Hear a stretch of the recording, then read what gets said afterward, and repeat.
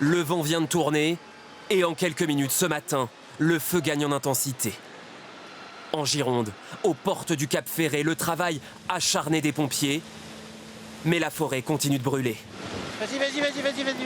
Les journalistes doivent reculer.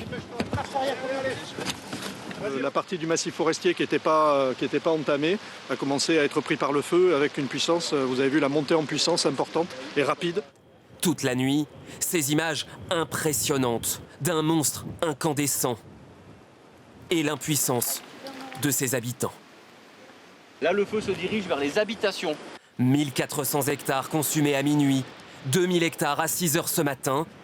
Le feu progresse à vitesse grand V. Quand on voit ça, là, on s'angoisse un peu, quoi. On a peur. Oui, c'est terrible.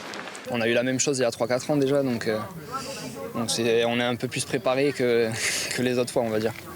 Même si on n'est jamais pris. Le sac est fait. 12 000 habitants et touristes finiront par évacuer dans la nuit. Un gigantesque incendie, démarré hier après-midi, sans doute à cause d'un engin de débroussaillage, sur la commune de Somos. Le feu se propage vite, il atteint la commune du Porge et se rapproche dangereusement de l'Ège-Cap Ferré.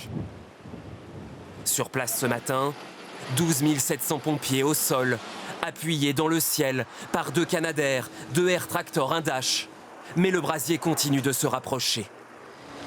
En fin de matinée, 8800 nouvelles évacuations sont ordonnées par les autorités. Le Cap Ferré c'est bloqué complètement.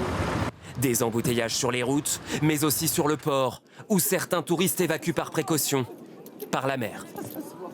Nous prenons le bateau pour Arcachon, puis un train pour Bordeaux. Et ma famille est partie en voiture. Nous espérons que nous partons pour rien, que c'est uniquement de la précaution. Ce midi, les autorités appellent à ne pas encombrer les axes routiers. Je demande instamment aux automobilistes de ne pas venir.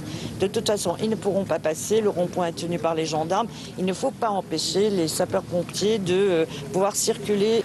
Pour l'heure, une seule maison isolée a été touchée. Le feu a déjà parcouru 2400 hectares.